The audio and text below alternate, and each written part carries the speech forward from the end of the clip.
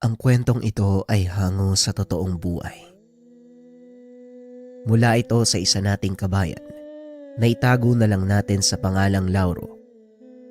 Walang eksaktong taon, probinsya ng Davao. Lolo Lauro, pansin ko parang hindi tumatanda si Namira at Ayo. Hindi ba ang sabi mo, bata ka palang alaga mo na sila? Tanong ni Jimbo habang pinapanood ang dalawang aso na naglalaro sa bakuran. Gaya ng palagi kong sinasabi sa'yo, hindi pangkaraniwang aso si Namira at Ayo. Ibinigay sila ng mga diwata sa akin noong bata pa ako. Mga diwata? Totoo po ba sila? Oo, Jimbo. Totoo sila, iho. Kaso lang walang naniniwala sa akin eh. Sa tuwing sasabihin kong tungkol sa mga diwata, ang sinasabi ng mga tao katang isip ko lang ang lahat. Pero isinusumpa ko, totoo ang lahat ng yon. Ang laruan kong kahoy ang magpapatunay ng lahat.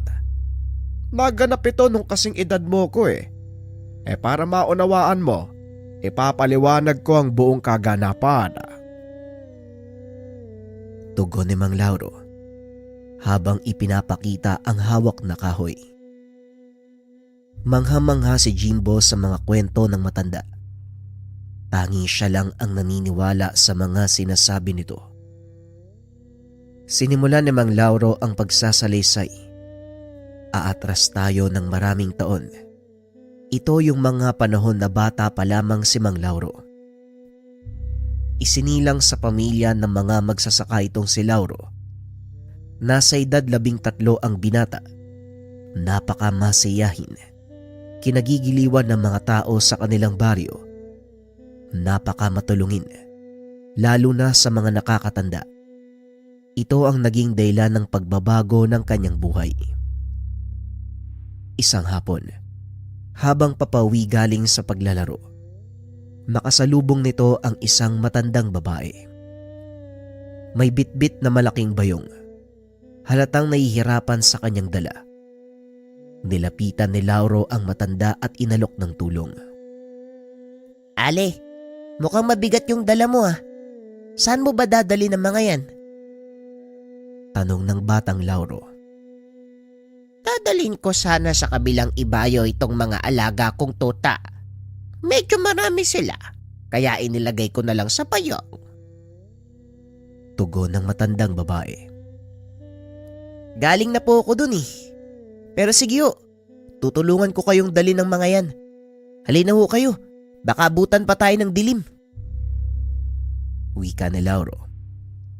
Hinatid niya ito hanggang sa tahanan. Matapos ay nagpaalam na ang binata na tutuloy sa pag-uwi. Ngunit ng palis na ito, biglang bumukas ang bayong at lumabas ang dalawa sa mga tuta. Purong itim ang kulay ng mga ito. Ang isa ay may asul na mata, samantalang ang isa naman ay pula. Tumakbo ang mga ito papunta sa kinakatayuan ni Lauro. Naupo sa harapan ng binata. Aba, tignan mo nga naman. Mukhang nagustuhan ka ng dalawang yan. Kung gusto mo, sayo na sila. Wika ng matandang babae. Napangiti si Lauro dahil matagal na nitong gusto ang magkaroon ng alagang aso. Talaga ho? Matagal ko nang gustong magkaroon ng alagang aso eh. Kaso nga lang, baka hindi ako payagan ni tatay. Huwag kang mag-alala. Pag nakita ng tatay mo ang mga tuta, siguradong hindi niya ito tatanggihan. Sige na, dalhin mo na ang mga yan. Baka gabihin ka pa. Nga pala, kunin mo ang kahoy na ito. Laruan niya ng mga tuta para hindi sila mapakot. Wika ng matandang babae. Masayang umalis si Lauro sa tahanan. Nagmamadaling umuwi. Pagdating sa tahanan, marahang pumasok ang binata. Sa kusina ito nagdaan para hindi mapansin sa ama. Ngunit lingid sa kalaman nito na inaantay siya ng matanda. Mukhang ginagabi ka ng uwi ah. Masyado kang nawiwilis sa paglalaro mo. Wika ni Mang Karte. Pasensya na po kayo, tay. May tinulungan ako matandang babae. Ganun ba? Ano naman yung tinatago mo sa likod mo? Tugon ng matanda. Biglang kinabahan si Lauro sa tanong ng ama. Wala po, tay. Mga laruan lang po to. Wika ni Lauro. Sabay pakita ng kahoy na ibinigay ng matandang babae. Ayos na sana ang lahat. Kaso nga lang biglang kumahol ang isa sa mga tuta. Patingin nga ng laruan mo. Ngayon ko lang nalaman na may mga laruan palang kumakahol. Walang nagawa si Lauro kung hindi sabihin sa ama ang katotohanan. Inilabas nito ang dalawang tuta. Humingi ng tawad sa ama dahil sa pagsisinungaling. Pasensya na po kayo, tay. Hindi ako nagsabi ng totoo. Ibinigay po sila ng matandang babae, yung tinulungan ko ho. Wika ni Lauro. Hindi nito inasahan ang magiging sagot ng ama. Ano naman ang ipapangalan mo sa kanila? Ha? Ano po? Hindi mo ba narinig ang sinabi ko? Ano ang pangalan ng mga alaga mo? Opo. Babae at lalaki po kasi sila. Ang babae pangalan po Mira. Tapos yung lalaki naman, ang pangalan ay Ayam. O sige, dahil ikaw ang nagdala sa kanila dito sa tahanan, ikaw din ang bahala sa pagkain na, pati na rin sa kalat ng mga alaga mo. Sige na, bigyan mo sila ng makakain. Pag-uusap ng mag-ama. Napangiti naman ang binata at masayang pumasok sa tahanan. Pinakawalan sa sala ang dalawang aso. Inilapag sa sahig ang kahoy na ibinigay ng matandang babae. Pinaglaruan ito ng dalawang tuta. Napansin ng binata na tila kumislap ang kahoy ng kagatin ito ni Ayam. Inilapag ng tuta ang kahoy. Nilapitan ito ni Lauro at dinampot. Parang may kakaiba sa kahoy na to ah. Pinagmasdang mabuti ni Lauro ang kahoy. Nung una ay wala itong nakitang kakaiba. Ngunit nang tumagal, nakita niyang nagliwanag ang kahoy. Nagulat ang binata at nabitawan ito. Nang bumagsak sa lupa ang kahoy, biglang gumuhit ang malakas na kidlat. Maging si Mang Karte ay napabangon sa higaan nang marinig ang malakas na kulog kasabay ng kidlat. Hey! Ano nangyari? Hindi ko po alam, tay. Bigla na lang pong kumidlat eh. Ang mabuti pa, papasukin mo sa kubong mga kambing. Baka bumuhos ang ulan ngayong gabi. Ay Diyos ko, atakay na ko sa puso. Wika ni Mang Karte. Lumabas ang binata para sundin ang utos nito.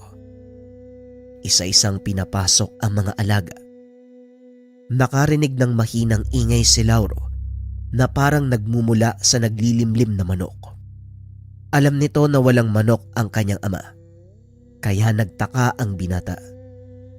Matapos papasukin ang mga alagang kambing, hinanap nito ang pinagmumula ng tunog. Inikot nito ang paligid ng kulungan, ngunit walang manok na natagpuan. Akmang palabas na ng kulungan ang binata nang makarinig naman ito ng angil mula sa aso. Dali-daling tumakbo papasok ng tahanan ng binata. Medyo malayo ang kulungan ng mga kambing. Mula sa mismong tahanan at habang nasa daan, biglang hinarang ng kung anong nilalang ang binata. Nanigas sa kinakatayuan si Lauro habang ang nilalang naglalakad papalapit sa kanya. Naaninag ng binata ang wangis nito sa pamamagitan ng nakasinding sulo. Ang ulo ay sa baboy ramo, habang ang katawan naman ay sa tao. Mahaba ang mga kamay, halos nakasayad na sa lupa. Pinilit ni Lauro ang sumigaw, ngunit walang boses na lumalabas sa kanyang bibig. Unti-unti nang lumalapit ang nilalang sa kanya. Ramdam na nito ang mainit na hininga ng halimaw sa kanyang leeg. Napapikit na lang si Lauro dahil alam nito sa sarili, ito na ang tiyak na kamatayan. Ngunit biglang napadilat ang binata nang marinig nitong umatungal ng malakas ang nilalang. Nanlaki ang mga mata nang makitang nakahandusay na sa lupa ang halimaw. Umuusok pa ang bunganga na parang tinusta. Nanghina ang tuhod ng binata dahil sa naramdamang takot. Naupo na lang ito sa lupa habang pilit na iniisip kung anong uri ng nilalang ang nakasagupa. Laking pagtataka ni Lauro dahil nasa likod ng nilalang ang dalawang tuta. Kumukuwag ang buntot nito habang tumatakbo papunta sa kinauupuan niya. Kagat-kagat ng isa sa mga tuta ang laruang kahoy. Kinuha ni Lauro sa bibig ng aso ang laruan. Nakaramdam ng mahinang pitik ng kuryente. Ngunit sa pagkakataong iyon, hindi niya binitawan ang laruang kahoy. Hinigpitan ng binata ang pagkakahawak hanggang sa unti-unting lumakas ang daloy ng enerhiya. Hindi na kinaya ng binata ang biglaang pagpasok ng enerhiya sa katawan, kaya naman nawalan ito ng malay. Nagising ang binata nang maramdaman nito na tinatapik na ng ama ang kanyang pisngi. Anong nangyari sa'yo, Iho? Bakit ka napasigaw? At saka ano tong tumpok ng abo dito? Tanong ni Mang Karte. Nagmulat ng mata si Lauro at nasilaw sa sikat ng araw. Ha? Umaga na po pala, tay? Hindi ko po alam kung anong nangyari. Pero sinalakay ako ng isang... Nasaan na yung halimaw? Saka nasan si Ayam at Mira? Wika ni Lauro. Nakahinga ito ng maluwag nang makita ang dalawang tuta sa tabi ng matanda. Ngunit ang ipinagtataka, kung saan napunta ang nilalang na sumalakay sa kanya kagabi. Anong halimaw? Wala naman akong nakita dito kung hindi tumpok ng abo. Mula yan sa sinigaang dahon eh. Ano ba kasi ginagawa mo dito? Hindi ko nga po alam, tay, kung ano nangyari kagabi. Nawalan ako ng malay pagkagising ko. Umaga na. Tugon ni Lauro. Simula ng araw na yon ay hindi na humiwalay sa kanya ang dalawang tuta. Sa paglipas ng mga buwan, unti-unting lumalaki ang mga alaga hanggang sa maging ganap na aso. Mas malaki na ang mga ito kung ihahambing sa ordinaryong aso. Kakaiba ang kulay ng balahibo. Nagbabago-bago depende sa panahon. Kung tag-ulan ay kumakapal na nagiging kulay abo. Ngunit sa tuwing mainit ang panahon, nagiging manipis na purong kulay itim. Sa tuwing papasok sa paaralan si Lauro ay sumusunod ang mga ito. Nag-aabang na lamang sa pintuan ng eskwelahan hanggang sa sumapit ang uwian. Dala-dala din ng binata ang laruang kahoy. Para sa oras na mabagot ang dalawa ay pinaglalaroan nila ito. Nakasanayan na ng mga tao ang dalawang alaga ng binata. Ngunit may mga kababaryo silang natatakot. Inireklamo ang binata. Isang hapon habang naglalakad galing sa paaralan, sinalubong ito ng dalawang tanod. Hindi na pala kailangan pumunta sa bundok dahil nandito ka na. Ipinag-uutos si Kapitan na ipahuli ang mga alaga mo. May mga nagre-reklamo sa amin eh. Natatakot daw. Po, hindi naman nananakit si Ayam at Mira. Bakit po sila natatakot? Huwag ka na magtanong. Isuko mo na lang yung alaga mo. Kung hindi, masasaktan ka. Wika ng isa pang tanod. Napalingon ng mga ito nang biglang may magsalita. Saktan! Anong gagawin mo sa bata? Tanong ng matandang babae. Naglakad ito papalapit kay Lauro. Kinuha mula sa kamay ng binata ang laroang kahoy. Huwag kang makialam dito, tanda. Hindi ako pumapatol sa mga gaya mo kaya tumabi ka. Muling wika ng isa sa mga tanod habang winawasiwas ang hawak nitong baston. Ganun ba? Pasensya niya. Pero pumapatol ako sa mas bata sa akin. Wika ng matanda. Nagalit ang mga tanod at sinugod ang matandang babae. Ngunit hindi pa man nakakalapit, biglang napaluhod ang dalawang lalaki. Nanginig ang mga ito na tila nakukuryente. Ano po nangyari sa kanila? Bakit po sila natumba? Yan ang napapala ng mga taong mataas ang tingin sa sarili. Halika na. Umalis na tayo dito bago pa sila mahimasmasan. Tugon ng matanda. Naglakad palayo ang mga ito hanggang sa makarating ng tahanan ng matanda. Mabuti na lang po dumating kayo, Lola. Kung hindi, baka nasaktan nila si Ayam at Mira. Yan ba ang pinangalan mo sa kanila? Pasensya ka na ha. Kung ngayon lang ako uli nagpakita sa'yo. Marami kasi akong inaasikaso. Opo, yun nga po yung pinangalan ko sa kanila. Ayos lang po yun, Lola. Nga pala may sasabihin po ko sa inyo. Pero matagal nang nangyari. Parang yun po yata yung unang araw na dumating yung mga aso sa akin. O sige, magkwento ka. Pero teka lang ha. Kukuha lang ako ng makakain. Paniguradong gutom ka. Pumasok ito sa tahanan. Kumuha ng makakain. Matapos ay naupo sa tabi ni Lauro. Matagal na tayong magkakilala. Pero hindi mo pa nasasabi ang pangalan mo. Oo nga po pala. Ako po si Lauro. Kayo din po, hindi ko po alam yung pangalan niyo eh. Tumawa ng malakas ang matanda. Maging siya ay hindi pa nagpapakilala. Ang pangalan ko ay Sedes. Eto, kumain ka muna. Nga pala, magkwento ka nga tungkol sa dalawa mong alaga. Pinaliwanag ng binata ang nangyari nang dumating ang dalawang tuta.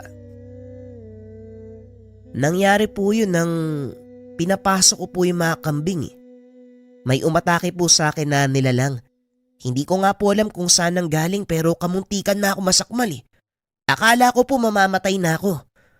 Pero pagdilat ko, nakita ko na lang na wala na yung halimaw. Tapos nandun na yung dalawang tuta. Dala-dala po nila yung laroang kahoy. Hinawakan ko po yun tapos nawalan ako ng malay. Hindi ko na po alam kung anong nangyari. Isang hindi kilalang nilalang ang sumalakay sa'yo. Ano ang itsura?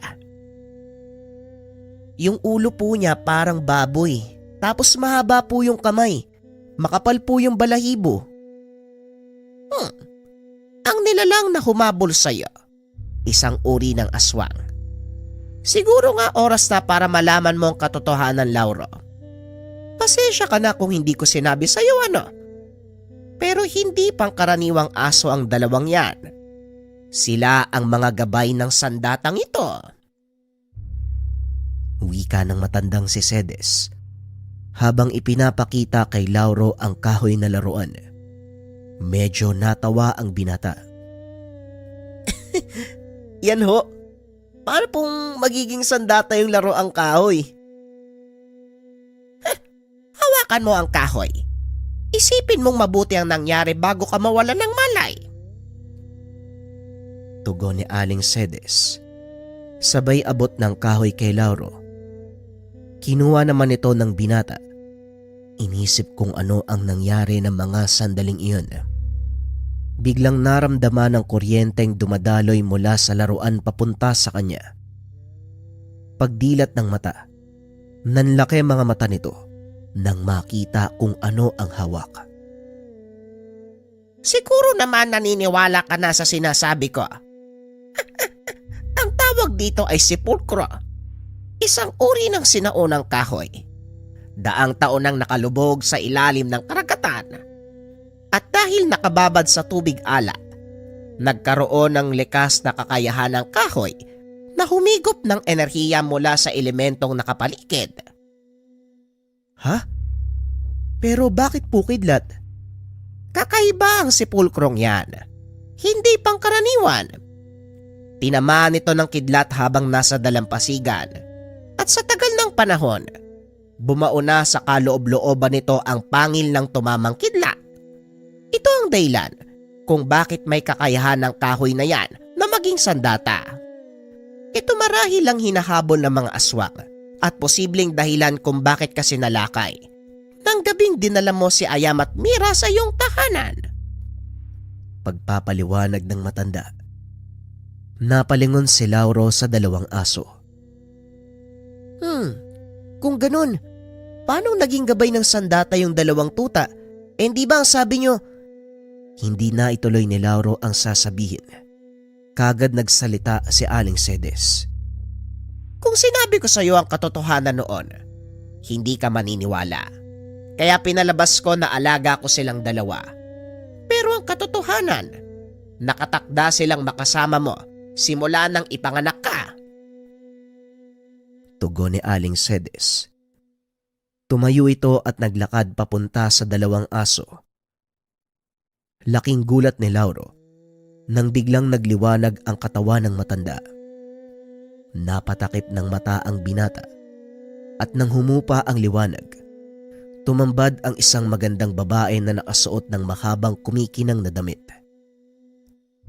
Teka, nasan si Aling Cedes? Sino ka? Ano ginawa mo sa kanya? Huminahon ka, Lauro. Si Aling Cedes at ako ay iisa. Matagal na kitang minamatyagan. At masasabi ko, nasa iyo ang mga katangiang hinahanap ko bilang tagapangalaga ng sepulkro. Bakit naman po ako? Wala akong alam tungkol sa mga ganyang bagay. Tignan mo ang hawak mong sandata. Ang mutsyang nasa loob ng sepulkro may sariling buhay. Marunong itong mamili ng kanyang magiging tagapangalaga at ikaw ang pinili nito. Maging ng dalawang gabay. Sa tingin mo, aksidente lang na naibigay mo ang kanilang mga pangalan?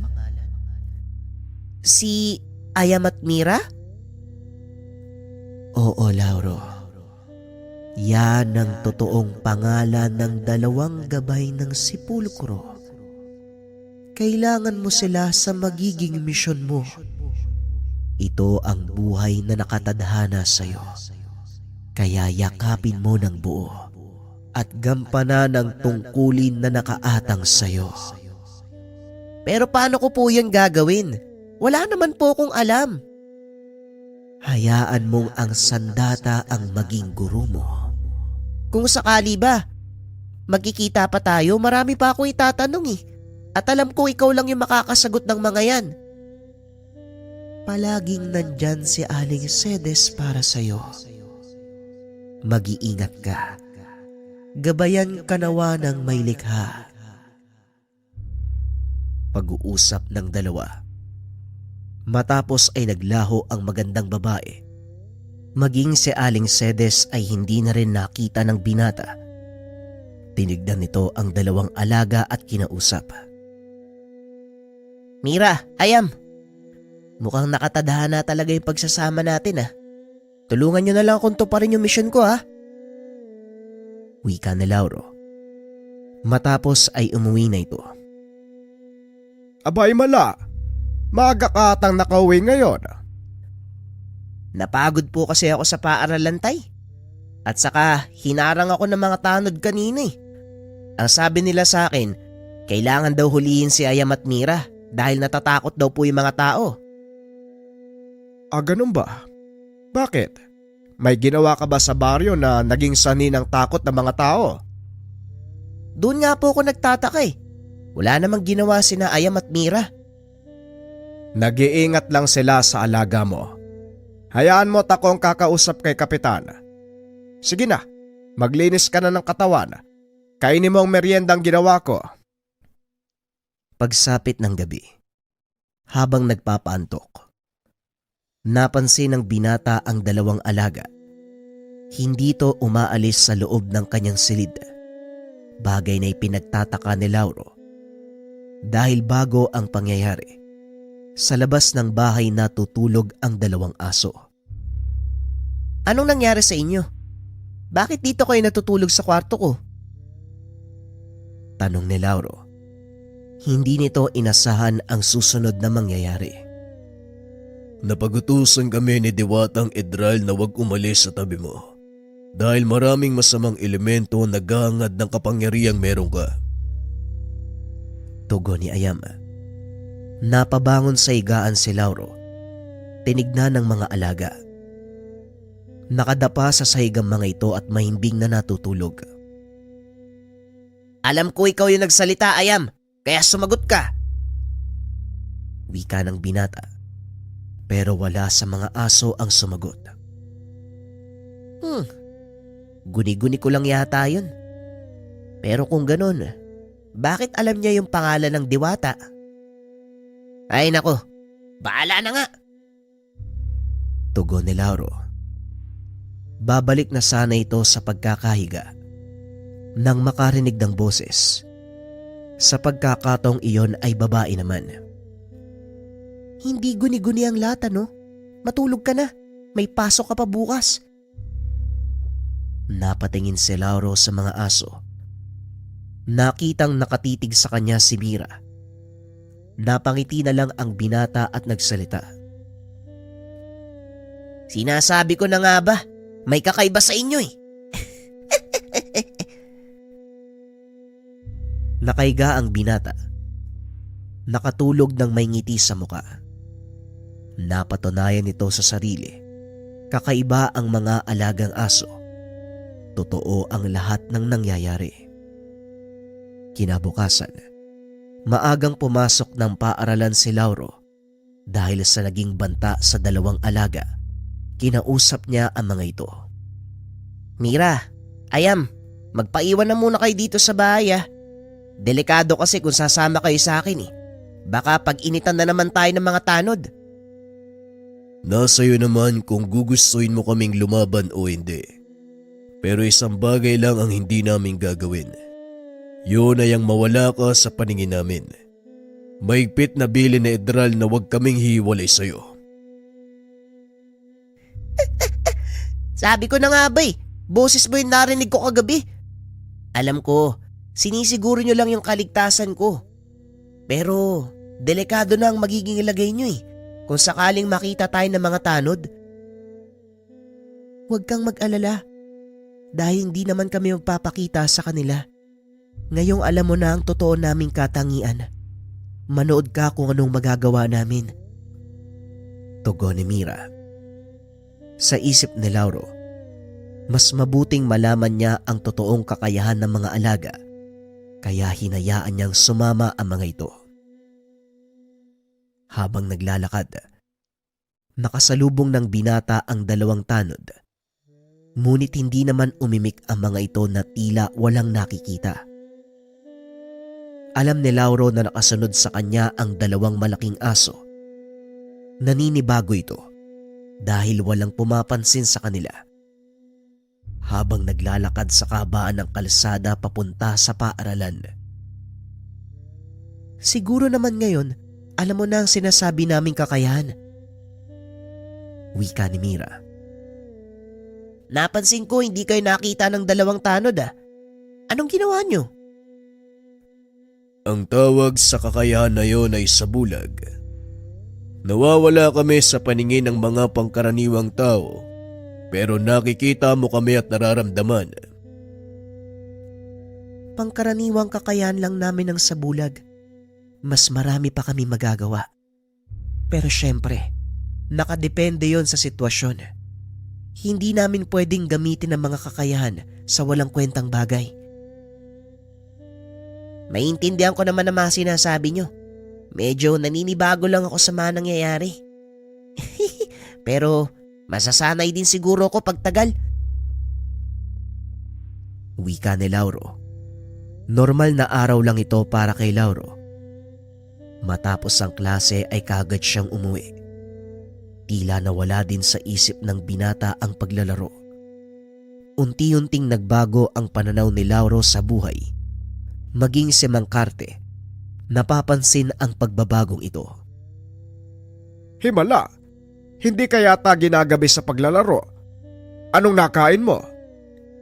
Naisip ko kasi na mas marami akong dapat gawin dito sa bahay. Gaya na lang ng pagpapakain ng mga kambing. Kaya ko naman pong gawin yun, kaya hindi ko na inaasa sa inyo. Aba ayos ah. Talagang nasa wastong gulang na ang pag-iisip mo. Maganda yan anak, ipagpatuloy mo lang. Napangiti si Lauro sa sinabi ng ama. Matapos ang lahat ng mga gawain, naupo ang binata sa sala upang magbuklat ng mga aklat. Habang ang dalawang alaga naman naglalaro sa sulok. Biglang natigilan ang mga ito at inamoy-amoy ang hangin. Mira, Ayam, anong problema? Tanong ng binata. Dali-daling tumakbo ang dalawa palabas ng tahanan. Sinundan ni Lauro ang dalawa. Nakitang may lalaki sa labas ng kanilang bakuran. Huwag kang lalabas ng bahay, Lauro. Hindi siya pangkaraniwang tao. Tugon ni Mira. Mula sa kinakatayuan, tinanong ng binata kung ano ang kailangan ng hindi inaasahang panauhin. Magandang gabi ho. Sino po ang hinahanap nila? Tanong ni Lauro. Hindi nagsalita ang lalaki. Sa halip ay itinuro siya nito. Lauro, pumasok ka sa bahay. Bilisan mo! Wika ni Ayam. Marahang naglakad ang lalaki papasok ng tahanan.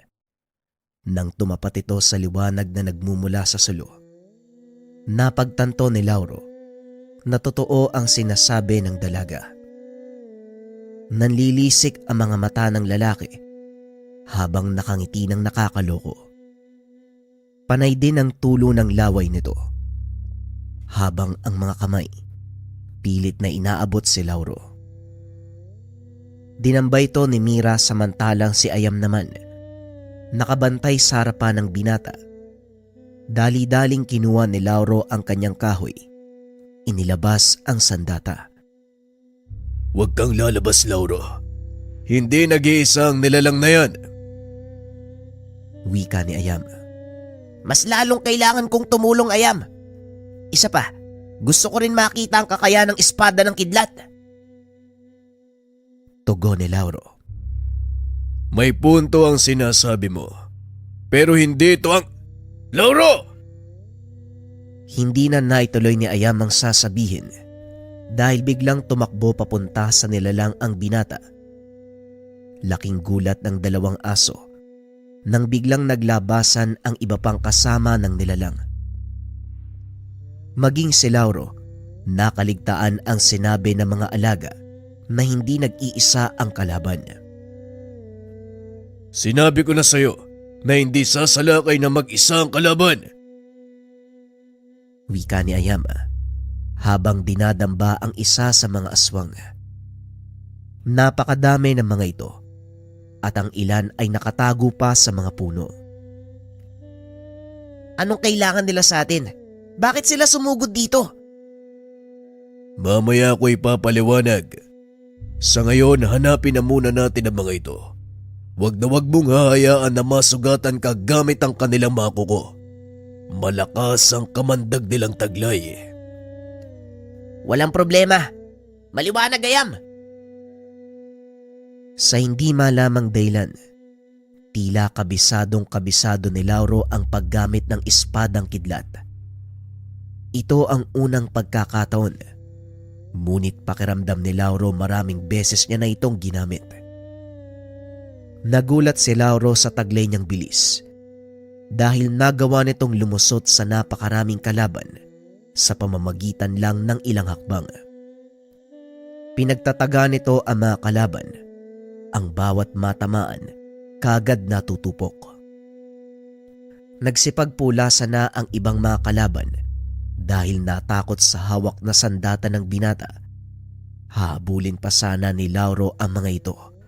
Ngunit hinarang siya ng dalawang alaga. "Huwag ka nang humabol. Hayaan mo silang makatakas para makarating sa iba nilang kasama nangyari." Magdadalawang isip na mga aswang na sugurin ka sa lugar na ito. Lalo pat alam nilang nagagawa mo ng gamitin ang espadang kidlat na nakatago sa sepulkro. Yan din ang dahilan kung bakit sila nandito. Kung ganon, ito nga ang habol nila. Totoo pala ang sinabi ng diwatang si Edral.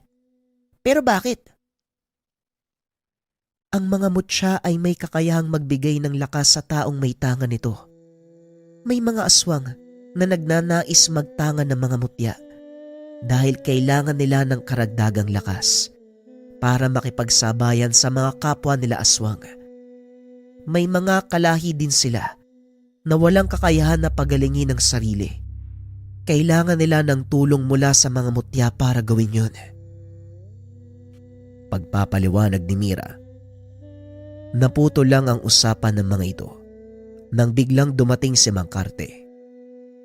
Oh, anong ginagawa nyo dito sa labas? Ay gabi-gabi na. Wala po. Naisipan ko lang pong magpahangin para presko ang katawan ko bago matulog. Kayo tay, saan po kayo nanggaling? Doon kila Mang Matyas. Namatay ang kapatid niyang si Badong. Hindi daw wala man dahilan. Medyo napasarap ang usapan kaya ginabi ako ng uwi. O siya, papasok na ako ha. Medyo naparami ang ininom namin eh. Mauna na ako pumasok, kinaantok na ako. Wika ng matanda. Matapos ay pumasok na ito sa loob ng tahanan. Nakahinga ng maluwag si Lauro dahil hindi naabutan ng ama ang pagsalakay ng mga aswang. Kinabukasan, araw ng Sabado at dahil walang pasok, pumunta ang binata sa loob ng kakawayan. Nanguha ng mga tuyong sanga na ginagamit panggatong. Kasama nito ang dalawang aso. Kasalukuyang nagpuputol ng tuyong sanga ang binata nang makarinig ito ng ingay ng mga nagsisigawang kalalakihan. Nasa gawing tuktok siya ng burol, kaya tanaw nito ang nangyayari sa ibaba. Nakita ni Lauro ang mga kalalakihan na tila may kung anong hinahabol. Inabangan nito ang mangyayari. Nagulat ang binata nang makita kung ano ang tinutugis nila. "Si Aling Sedes yun ah! Halika, tulungan natin siya!" Wika ni Lauro. Matapos ay tumakbo ito pababa ng burol. Hindi na nagawang pigilan ng dalawang aso. Nang makita ng mga kalalakihan ang binata ay napahinto ang mga ito. Hoy, ikaw na naman. Huwag kang makialam kung ayaw mo masaktan ha. Sandali lang po. Ano po bang kasalanan ng matanda sa inyo? Bakit niyo siya hinahabol? Tanong ni Lauro. Bumunot ng baril ang lalaki at tinutok sa kanya. Sinabi ko nang huwag kang makikialam eh. Sa oras na makatakas ang aswang na yun, ikaw ang malilintikan sa amin. Tugon ng lalaki. Kinausap naman ito ng isa sa mga kasama. "Manong Tonyo, makakatakas na yung matanda. Hayaan mo na yung batang yan." Wika ng isa sa mga lalaki. Hinabol ng mga kasama nila si Aling Sedes.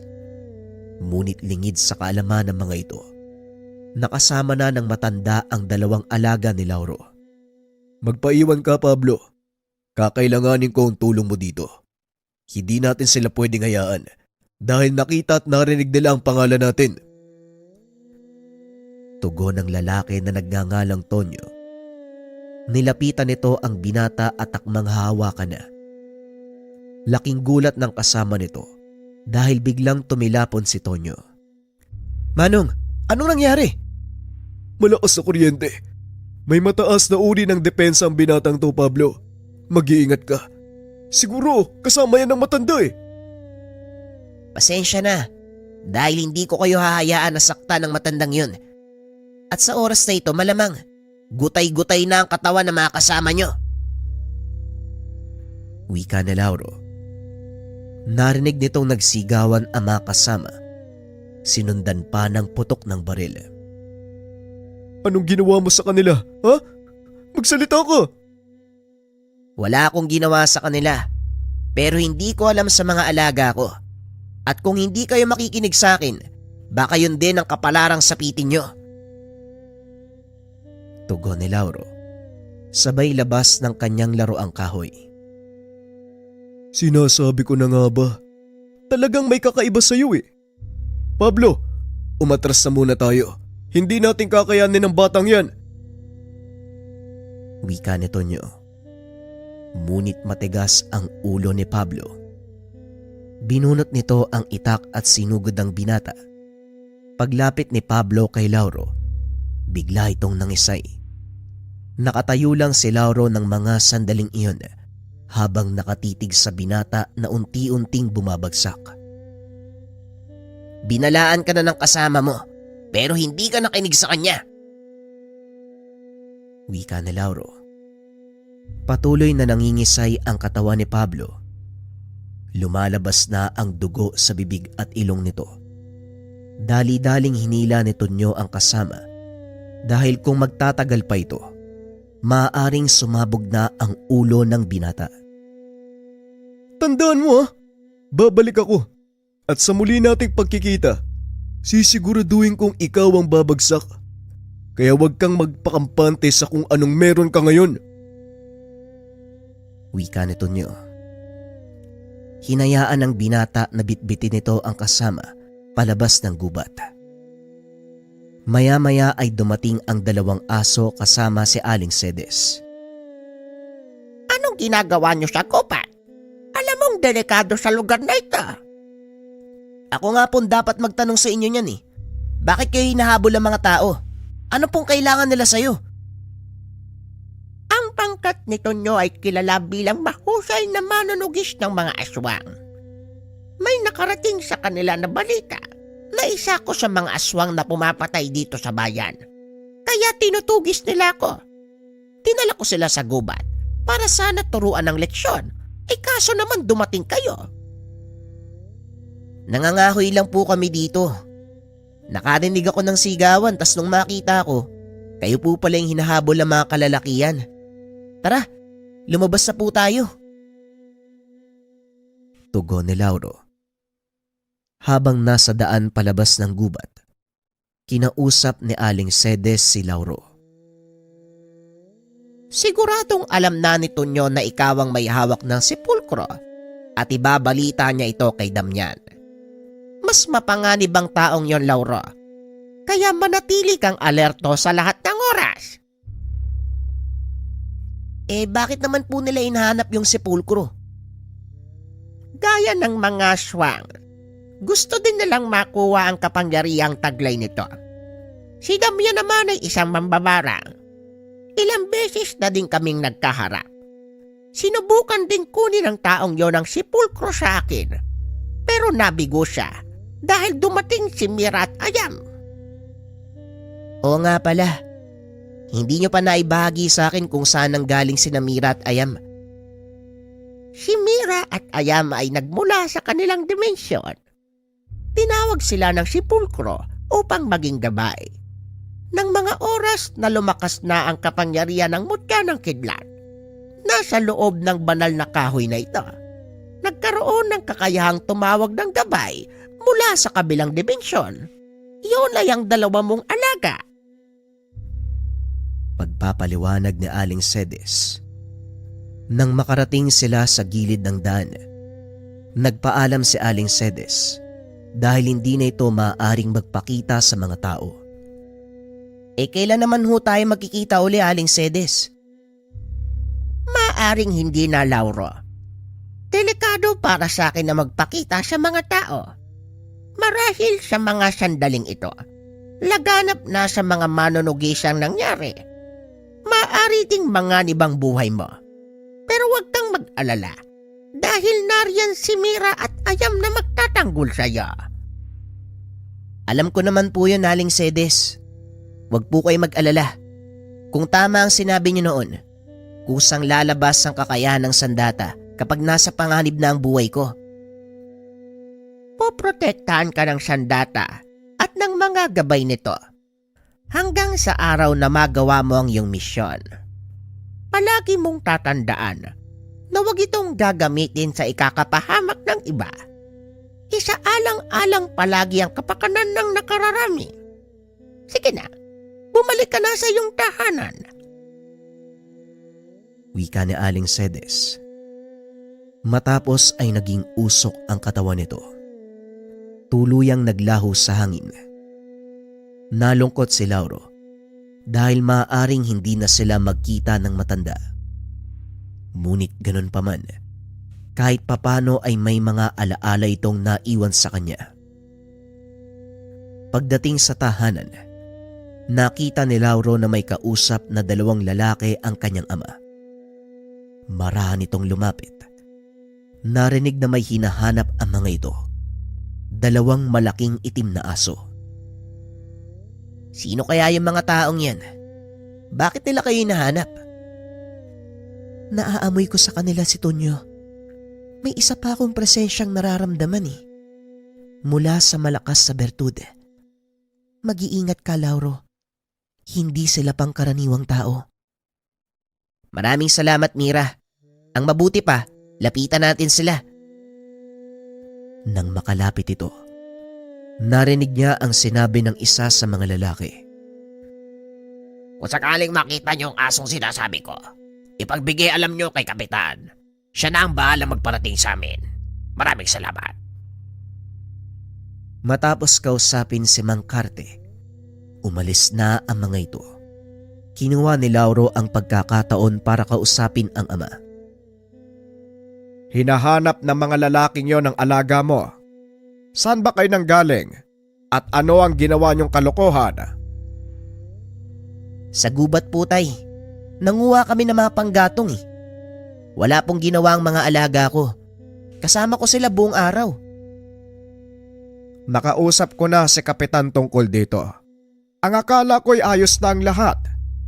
Pero nagpapadala pa rin siya sa mga tao para ipahuli si Mira at Ayam. Ano ba kasing meron dyan sa mga alaga mo at maraming tawang nag-aangad? Naiinggit lang po sila, tay. Hayaan na po ninyo. Magsasawa din ang mga yan sa paghabol sa mga alaga ko. Wika ni Lauro. Ilang araw ang nakalipas matapos ang kaganapan.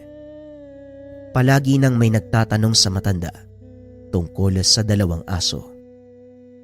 Hanggang isang hapon, papawi ito galing sa paaralan. Isang lalaki ang nakasalubong ni Lauro. Mawalang galang na sa'yo, iyo. May nakita ka bang 2 malaking aso sa lugar na ito? Ang sabi kasi ng mga taga-baryo, madalas silang makita ang mga yon sa lugar. Nagbabaka sakali akong may alam ka. Marami pong malaking itim na aso dito eh. Kaya hindi po ako sigurado kung ano yung hinahanap nyo. Ganun ba? May malaking pabuya sa akin ang taong makakapagturo sa kinaroroonan nila. Baka sakaling makita mo, ipagbigay alam mo kay Kapitan. Sige ho, mauna na ho ako. Akmang aalis na sana ito nang mapansin ng lalaki ang hawak niyang kahoy. Teka, sandali. Maganda yung kahoy na hawak mo ah. Pwede ko bang tignan? Ay naku, wala lang po to. Laruan ko lang po yan. Mauna na po ako ah. Naantay na ako ng tatay ko eh. Nako, sayang naman. Gusto ko sanang bilhin ang laruan mo. Wika ng lalaki. Pinagmasdang mabuti ni Lauro ang wangis nito. At batay sa panlabas nanyo, natukoy ng binata na mula ito sa mataas na antas ng lipunan. Pasensya na ho kayo, pero hindi ko po pinagbibili yung laruan ko eh. Mauna na po ako ha. Tugon ni Lauro. Sabay lakad palayo sa lalaki. Napansin nito na wala sa tabi ang mga alaga. Nang makalayo sa lugar, muling nagpakita ang mga ito. Lauro, naaamoy ko sa kanya si Tonyo. Pamilyar din ang sanyo ng taong yun. Masama din ang kutob ko sa kanya. Halika na, baka may nangyaring masama kay tatay. Galing siya sa direksyon ng bahay natin eh. Tugon ni Lauro. Dali-daling tumakbo si Ayam para siguraduhing ligtas ang matanda. Pagdating nito sa tahanan, nakahinga ng maluwag ang binata dahil nakitang nagwawalis sa bakuran ang ama. Nakasalubong mo ba yung lalaki kanina? Mukhang mayaman. Magara ang kasuotan. Opo tay, nakasalubong ko po siya. Nagtanong tungkol kina Mira at Ayam eh. Dumaan din ba siya dito? Oo. Pero hindi ako kinausap eh. Huminto lang siya sa harap ng bahay tapos tumingin sandali. Umalis din eh. Lalapitan ko pa nga sana. Kaso hindi naman ako pinansin kaya hinayaan ko na lang. Wika namang Karte. Wala itong alam sa mga nangyayari, kaya hinayaan na lang ng binata na walang alam ang ama. Sa ganung paraan alam niyang ligtas ito, laban sa mga taong naghahanap sa kanya. Matapos kausapin ang ama, pumunta si Lauro sa mga kambing at doon kinausap ang dalawang alaga. Kailangan nating ilayo sa bahay ang mga taong naghahanap sa atin. Kung hindi baka madamay si tatay. Wala siyang alam sa mga nangyayari. Yan din ang nasa isip ko, Lauro. Delikado ang kalagayan ng tatay mo kung sakaling sumugod sila dito. Paano natin gagawin yun? Hindi natin alam kung kailan sasalakay ang mga kalaban.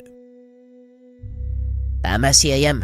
Wala akong ideya sa mga plano nila at paniguradong bigla na lang silang darating. Kung gayon, anong naiisip niyong paraan? Ang pinakamabisang solusyon, manatili nga tayo sa bahay. Kailangan nating protektahan ang buong paligid. Kaya kong gawin ang bagay na yan. Ngunit 1 oras lang ang maaaring itagal ng depensang gagawin ko. Sa palagay ko, sobra na ang 1 oras. Kaya maganda kayo. Mukhang maharap tayo sa malaking laban. Pag-uusap ng tatlo. Nang mga sumunod na araw, wala namang nangyaring kakaiba. Nagpatuloy lang ang buhay ni Lauro. Papasok sa eskwela, makikipaglaro, ngunit hindi ito nagpakampante dahil alam niyang anumang oras maaaring dumating ang mga kalaban. Dumating ang hinihintay na pagkakataon ni Lauro sa hindi inaasahang sitwasyon. Kapistahan ng kanilang baryo at maraming tao ang dumadayo mula sa ibang bayan. Naglalakad sa kabisera si Lauro nang muli nitong makita ang lalaki. Sa pagkakataong iyon nakatitig ito sa kanya habang nakangiti ng nakakaloko. Binaliwala ito ng binata dahil wala siyang alam sa totoong pagkatao nito. Akmang aalis na sana, tutuloy sa pamamasyal nang makita nitong inakbayan ng lalaki si Mang Karte. Nanlaki mga mata ni Lauro. Naglakad ito papunta sa kinaroroonan ng ama. Kaso nga lang biglang dumaan ang napakaraming tao. Nawala sa paningin ng binata ang lalaki kasama si Mang Karte. Hinanap ng binata ang mga ito. Nakitang naglalakad palayo sa mga tao. Dali-daling sinundan ni Lauro ang ama. Nakarating ang binata sa liblib na bahagi ng baryo at doon nakita nitong nakatayo ang lalaki kasama ang kanyang ama. Sinasabi ko na nga ba, ikaw ang hinahanap ko. Bago ang lahat, hayaan mo muna ako magpakilala. Ang pangalan ko ay Damiana. Nabalitaan ko ang ginawa mo sa pamangking kong si Pablo. Sa nakikita mo, hawak ko ang iyong ama at maaari ko siyang patayin. Pero nasa iyo ang desisyon kung anong pagpipilian mo. Buhay ng iyong ama o ang sepulkro. Nagpakita ang 2 aso sa tabi ni Lauro.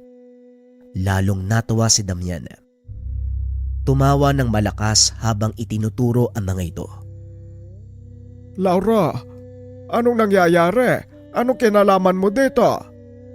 Tumahimik ka, tanda. Kung ayaw mong mapaaga ang kamatayan mo. Bitawan mo ang tatay ko kung ayaw mong samain ka. Wika ni Lauro. Inilabas ang kanyang sandata. Ang sepulkrong kidlat. Ibigay mo sa akin ang sandatang yan kung gusto mong mabuhay ang iyong ama. Hindi ko nauulitin ang sinabi ko. Kung ayaw mong samain, bitawan mo ang tatay ko. Wala ka sa sitwasyon para magbanta. Pag-isipan mong mabuti ang sinasabi ko kung mahalaga sa iyo ang buhay ng matandang ito. Napaisip si Lauro. Naalala ang plano. Sige, papayag ako. Pero wala sa akin ang sepulkro.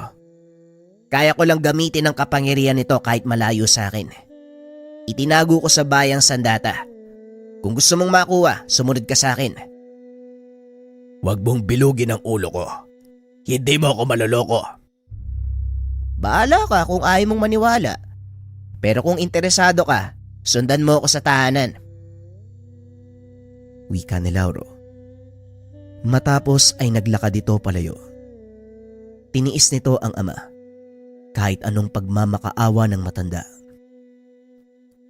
Pagdating sa tahanan, tumayo si Lauro sa bakuran habang hawak ang sepulkro. Gaya ng inaasahan, dumating si Damian. Sa pagkakataong iyon kasama niya si Tonyo. Mabuti naman at napag-isipan mo na maayos. Ito ang sandatang hinahanap mo. Pakawalan mo ang tatay ko. Ibibigay ko to sa'yo. Wika ng binata habang itinataas ang sepulkro. Gusto ko ang batang ito, Tonyo. Matalino. Magaling makipagnegosasyon. Pero sa tingin mo kakagatin ko ang patibong mo. Nagkakamali ka. Tugon ni Damian. Naglabas ito ng patalim. Akmang sasaksakin si Mang Karte nang biglang bumulusok ang malakas na kidlat. Nagulat ito sa lakas ng pagkakatama sa lupa.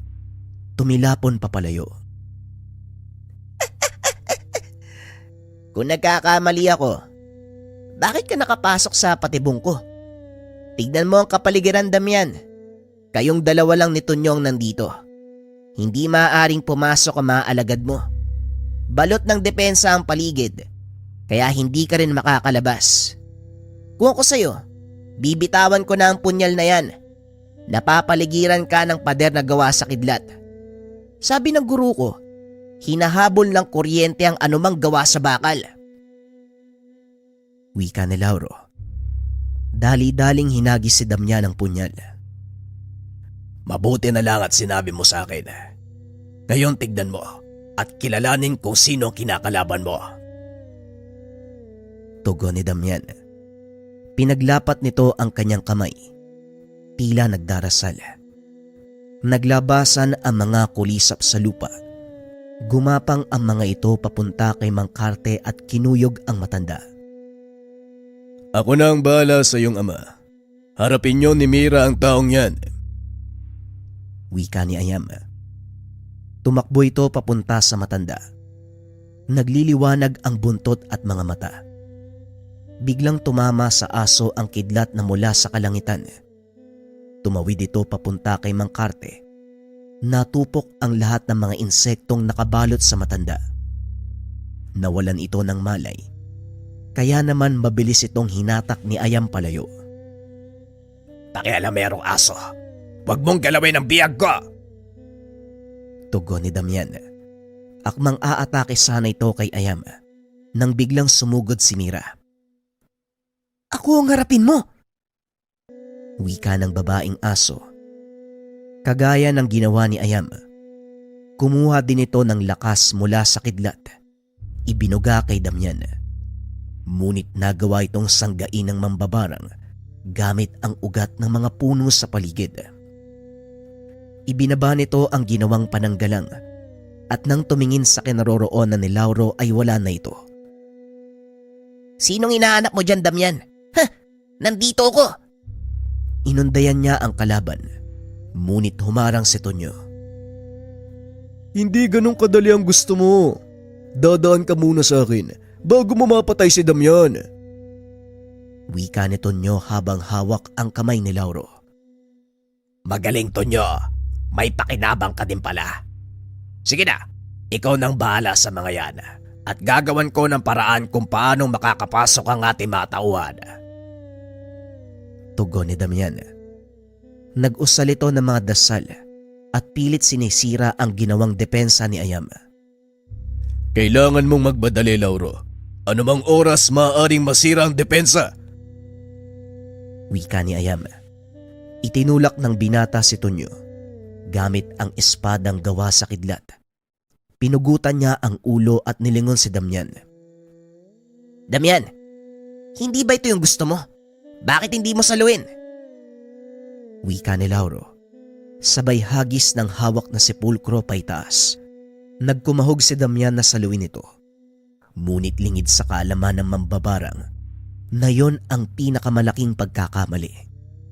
Malapit nang mahawakan ng mambabarang ang sepulkro nang bigla itong tinamaan ng kidlat. Lumabas ang espada mula sa kahoy at direktang tumama sa kanyang katawan. Nagliwanag ang buong paligid. Nasipat ni Lauro na unti-unting natutupok ng puting apoy ang katawan ng mambabarang. Sumisigaw ito. Pilit inaapula ang apoy. Ngunit kahit na tumalon pa siya sa sapa, hindi namatay ang puting apoy. Natupok ang katawan ni Damian sa ilalim ng sapa. Matapos ang kaganapan, nagising si Mang Karte gamit ang pambihirang kakayahan ni Mira.